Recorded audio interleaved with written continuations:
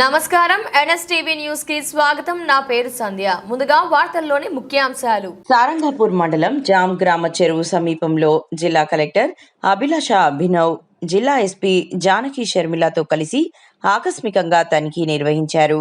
అక్రమ మొరం, ఇసుక తవ్వకాలు మరియు రవాణాపై కఠిన చర్యలు తీసుకుంటామని హెచ్చరించారు. ప్రజల అవసరాల కోసం తవ్వకాలు చేపట్టే ముందు తప్పనిసరిగా రెవెన్యూ అధికారుల అనుమతి పొందాలని సూచించారు.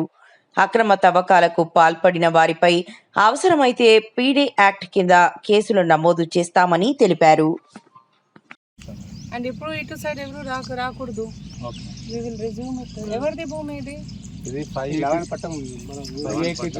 ఎవరు బాబు? అసైనీస్ పొజిషన్ లో లేరు మేడం. అవును, అంటే లాంగ్ బ్యాక్ వదిలేసారు.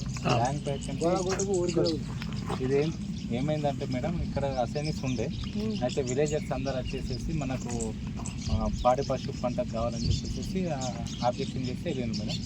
రీసెంట్గా కూడా ఒక అగ్రికల్చర్ వస్తున్నా అంటే ఒక 10 ఎకరాలు చూద్దామంటే ఇక్కడ చూసుకుంటారు మేడం.